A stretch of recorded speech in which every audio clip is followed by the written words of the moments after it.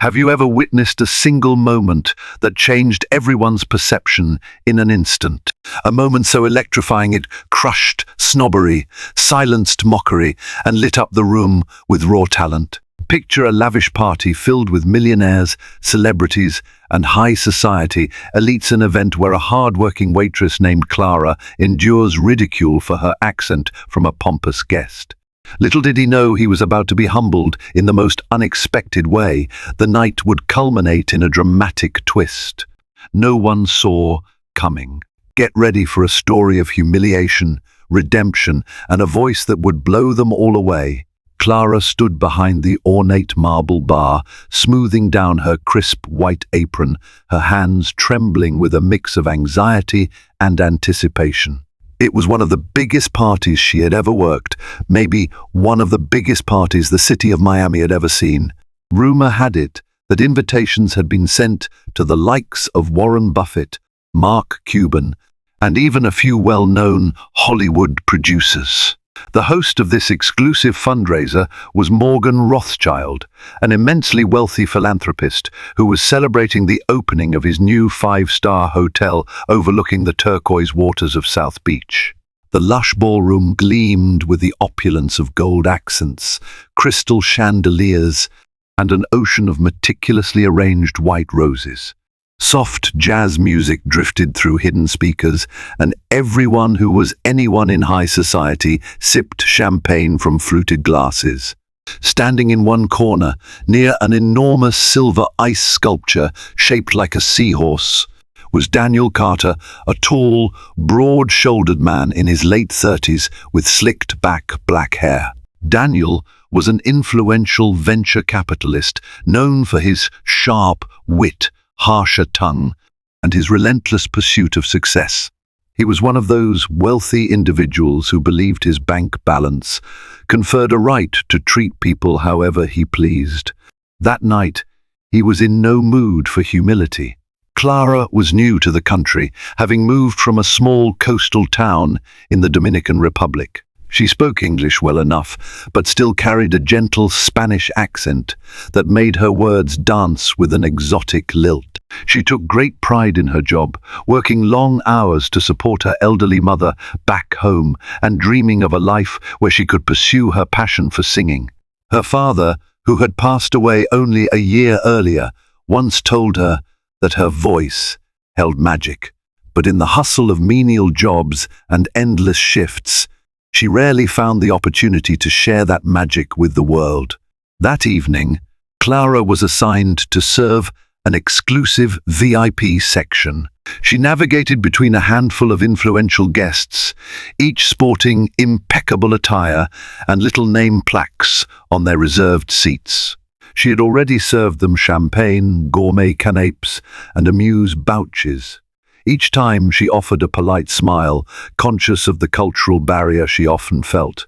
In truth, it wasn't so much that Clara was shy, rather, she felt overshadowed by the glitz and glamour swirling around her, as though her identity, her accent, made her an outsider.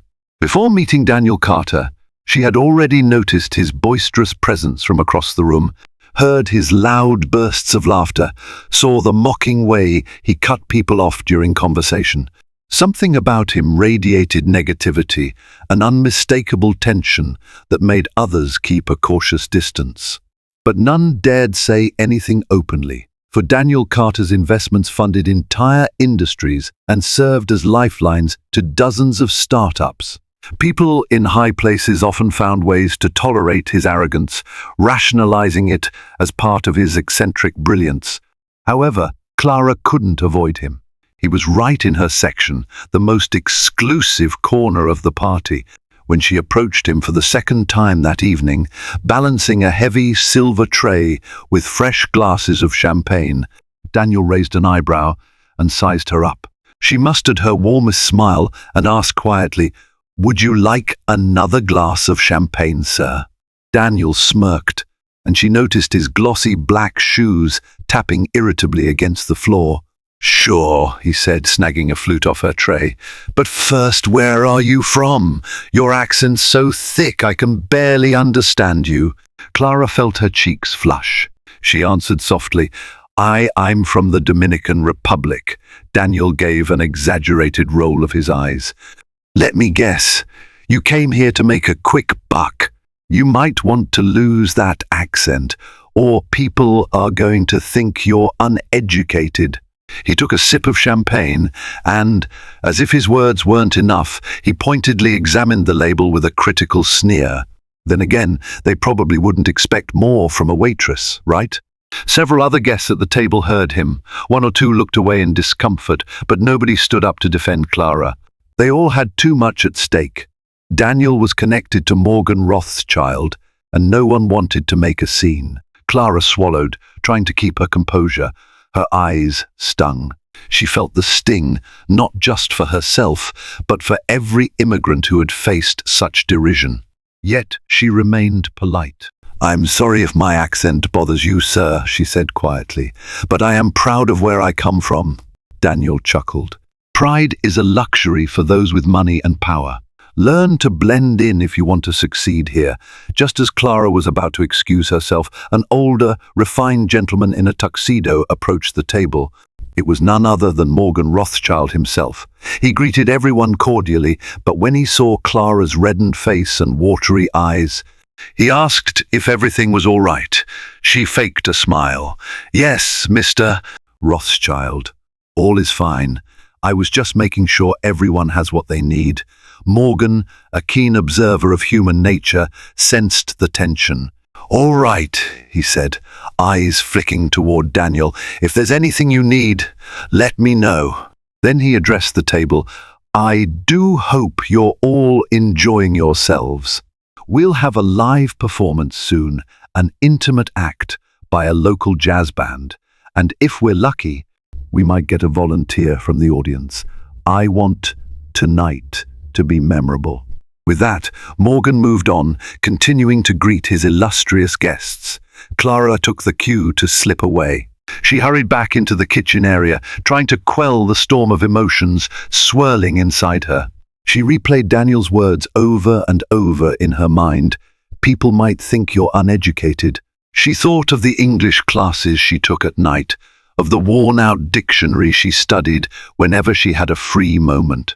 She remembered how proud her father had been of her singing, how he believed that one day she would break free from all these prejudices and let her voice soar. A half-hour later, the atmosphere of the party crescendoed. Morgan Rothschild took the mic in the center of the dance floor. He addressed his guests, thanking them for attending the fundraiser in support of youth music education. Clara's heart gave a painful twist. Youth music education, something she could have used when she was younger, something that might have propelled her forward sooner, granting her the formal training she always dreamed about. Morgan introduced a small jazz ensemble that promptly began to play. Smooth saxophone notes filled the air, followed by the gentle brush of the snare drum. While most guests remained standing at their high tables, Daniel Carter lounged in his seat, glancing at his phone. He seemed disinterested in the show.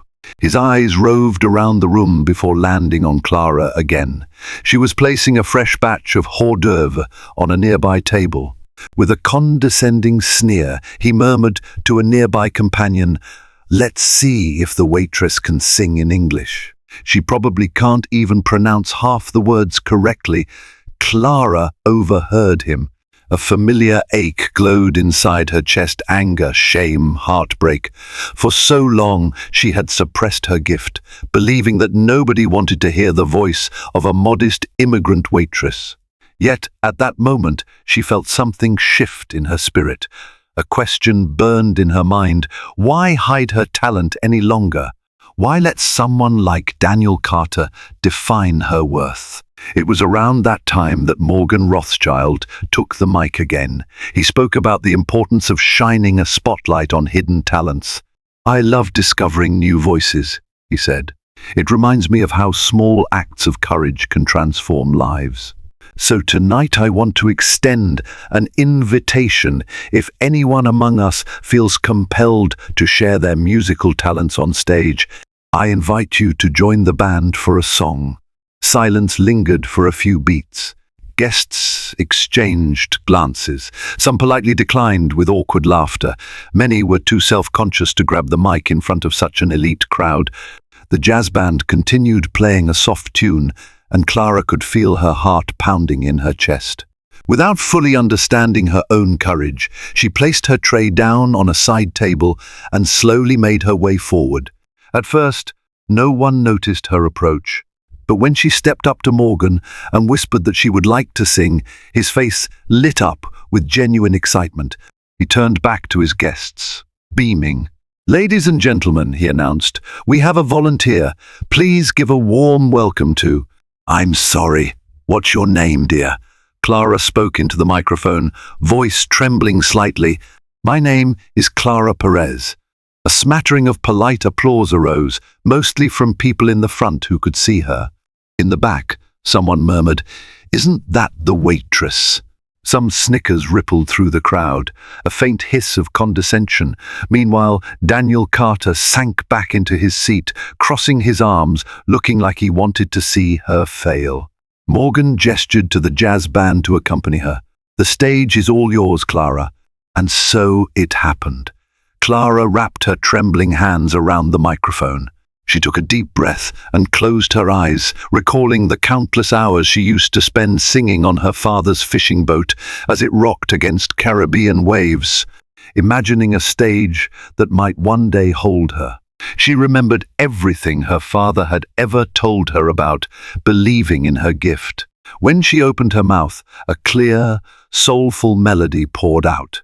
She began to sing Summertime, an old jazz standard with a level of purity and emotion that captured the entire ballroom's attention. Her accent was still there, subtle and lilting, but it only added an exotic flavor to the performance. The warmth of her tone, the vulnerability in her higher register, and the soul she poured into every note mesmerized everyone from Morgan Rothschild to the waitstaff lingering in the corners. It was as though time paused for those 3 minutes. The saxophonist nodded appreciatively, weaving subtle riffs around her voice. The pianist smiled in surprise, expertly adjusting the chords to match her powerful expressions. Even some of the guests, who minutes earlier had hardly noticed the staff, leaned forward to soak in every nuance of her voice. Daniel Carter's smug expression dissolved, his arms slowly uncrossed. The mocking grin faded. He stared, mouth slightly ajar, as if unable to believe that the same woman he had ridiculed could produce such beauty.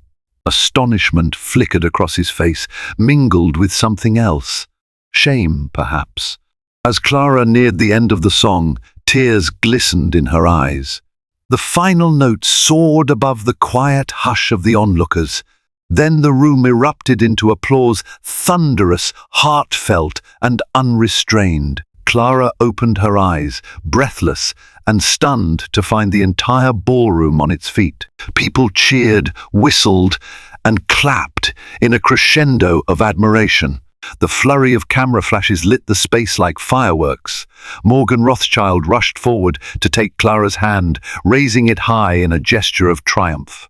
"That was extraordinary," he exclaimed, not bothering to hide his enthusiasm. "Ladies and gentlemen, how about one more round of applause for this amazing talent?" The applause continued, louder this time.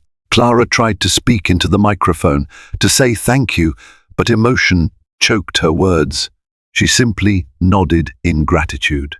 Off to the side, Daniel Carter was still standing, albeit awkwardly, a conflicted expression on his face. His cheeks had reddened, and he looked as if he wanted to vanish. Morgan, with a discerning eye, noticed the tension in the air. He had seen Daniel's earlier jabs, and, being the philanthropic showman he was, Morgan decided a lesson might be in order. "Daniel, my friend," he said lightly into the mic, "I believe you're always looking to invest in extraordinary talent. Perhaps you could have a word with Clara here about her future?" This was Morgan's subtle way of not only praising Clara, but also calling out, "Daniel." The entire room turned to look at him. Realizing he was in the spotlight, Daniel stepped forward with an uncomfortable cough. He had to wear a mask of civility, especially around these powerful people. So, with the microphone thrust in his face, he forced a smile. "Clara, that was truly astonishing. I never imagined you had such a voice." He paused, struggling to find the right words. "1. I'm sorry if I came across as rude earlier." Clara, though exhausted by the adrenaline, saw an opportunity to handle this gracefully. "Thank you for your kind words," she said, her voice still trembling with emotion. "I hope you know that talent can come from anywhere, and language or accent doesn't determine intelligence or skill." A round of knowing applause followed, but the show wasn't over yet. Morgan leaned in with a grin. "Clara, if you would honor us, would you sing another song?" Clara hesitated. She still had a job to do after all. But before she could respond, her manager, who had been standing near the kitchen door, quickly waved, gesturing that she should go ahead and sing. This was a once-in-a-lifetime moment, and the manager too had been moved by Clara's performance. With renewed confidence, Clara nodded to the band. "Let's do something upbeat," she suggested, her eyes shining. And so they launched into a vibrant rendition of "At Last," that Etta James classic, infused with a joyful, Latin-tinged twist in the instrumentation. This time, Clara owned the stage fully. She moved with the music, letting her voice ring strong and clear. People clapped along, some dancing in place. Even the servers who were passing out drinks had to pause, shaking their heads in astonishment at the waitress they had known, but never truly heard. As the final note soared, a wave of euphoria engulfed the room. Applause broke out again, roars of approval that seemed to shake the crystal chandeliers above. Morgan Rothschild took the microphone, laughter ringing in his voice as he exclaimed, "Now that is how you make an entrance to stardom. Ladies and gentlemen, remember the name, Clara Perez." The night that began with subtle humiliations had transformed into one celebrating unexpected triumph. In the midst of the clamor, Clara felt tears streaming down her cheeks. She had never felt so validated, so alive. For years she had carried a dream in her heart, only to bury it beneath the demands of everyday survival. And now she was receiving the kind of applause she'd only ever witnessed at televised concerts. As people began to swarm around her, congratulating her, Clara caught sight of Daniel Carter standing off to the side, looking deeply uncomfortable. Something inside her told her to approach him. So she did, weaving through the crowd until she was within earshot. He fidgeted, shifting from foot to foot like a child caught in a bad prank. "Look," he began, tone subdued, I accept your apology, if that's what you're trying to say," Clara interjected gently. "But I need you to understand something. That kind of mocking can really hurt. There are so many of us who come to this country, to this city, just trying to make a life for ourselves. And we don't need people tearing us down just for the way we speak." He nodded, staring at the floor. "I know. I'm sorry. Really, it's just, I was raised to see weakness in anything that didn't meet my standards of excellence. But I realize now how wrong I've been." He glanced up, meeting her gaze. "You have a truly incredible gift." For a moment, they just stood there, the rhythmic hum of jazz swirling around them. Clara stepped away to greet another wave of well-wishers who had just arrived.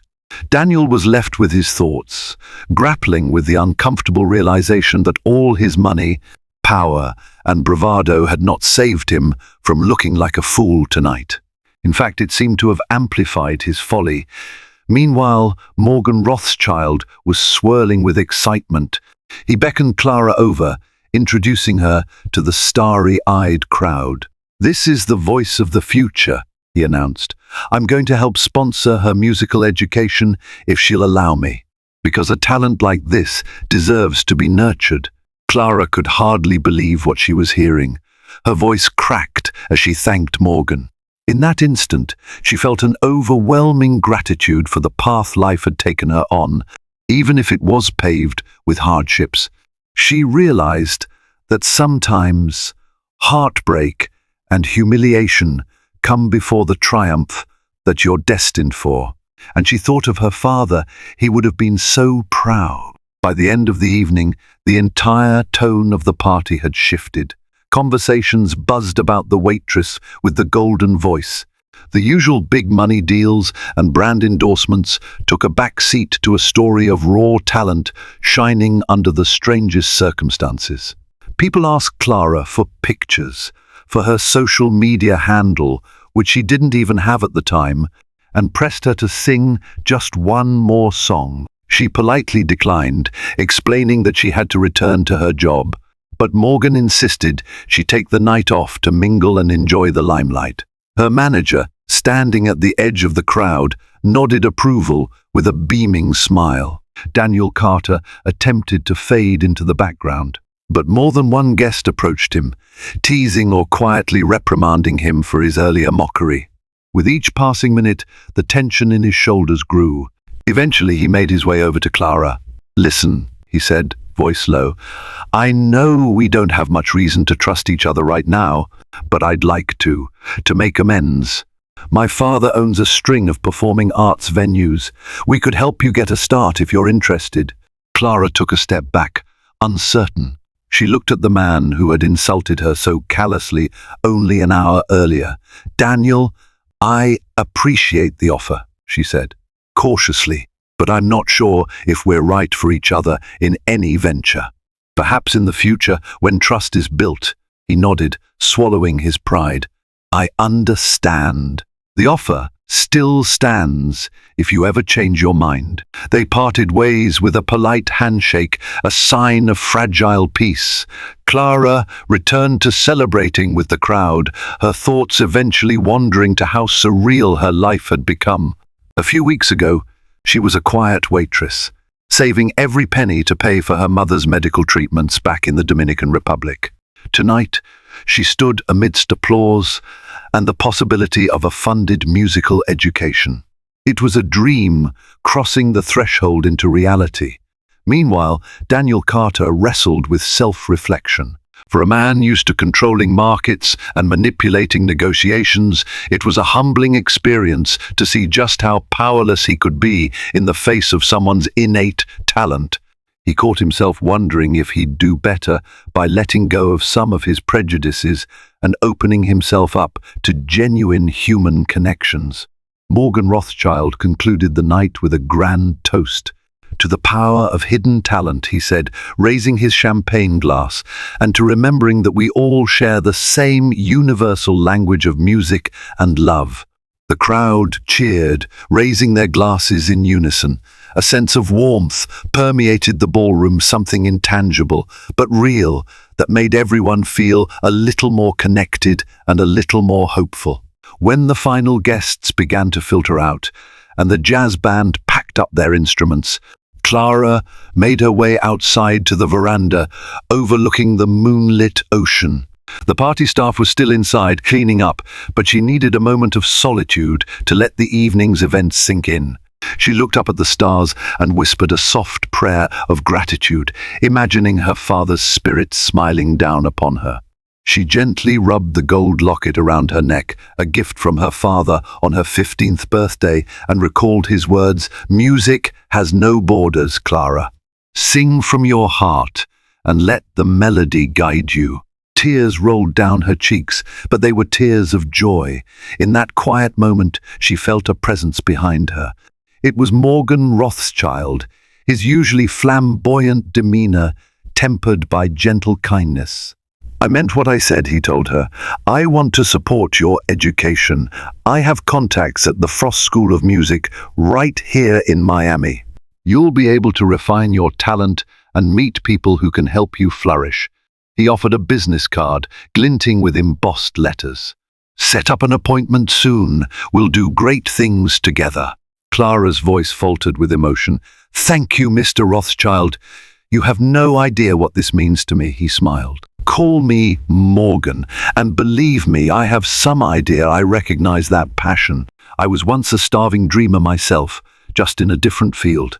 They spoke for a few more minutes about logistics and next steps before Morgan gave Clara a parting pat on the shoulder.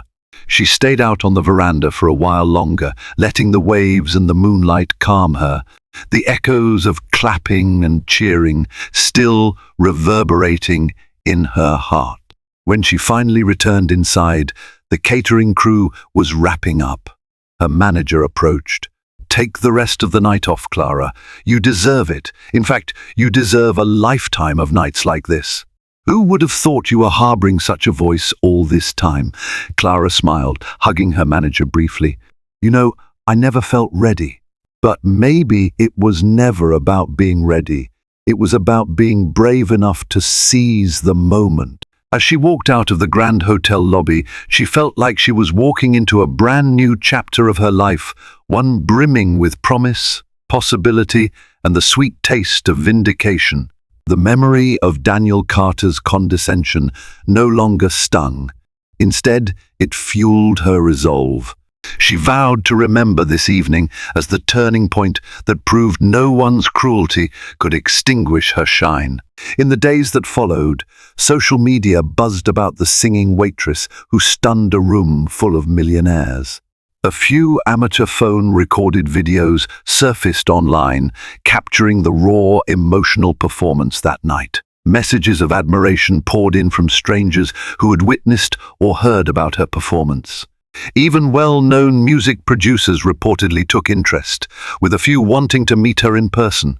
Clara found herself balancing her daily shifts, though fewer than before, thanks to Morgan's financial support and a whirlwind of potential opportunities.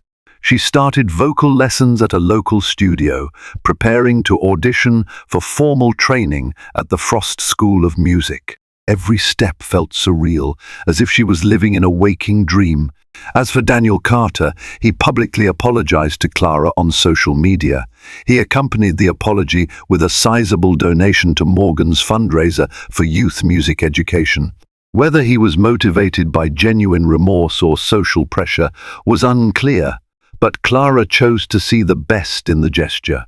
If her voice had awakened even a sliver of humility in him, perhaps it was a sign that music truly could change hearts. A month later, Morgan Rothschild invited Clara to perform at another charity event he hosted, this time for immigrant youth programs. She walked on stage wearing a simple, elegant dress that a local boutique had sponsored for her. The crowd was smaller, but no less appreciative. And just before she began to sing, she locked eyes with a cluster of children in the front row, wide-eyed and hopeful. In that moment, she recalled her own struggles, her father's unwavering belief in her, and every demeaning sneer she'd ever endured. She sang with a joy that resonated from the very core of her being. When she finished, the children clapped furiously, some jumping to their feet. Clara glimpsed her own reflection in their eyes, an immigrant child who once believed her accent was a hindrance, only to discover it was part of her unique, heartfelt charm.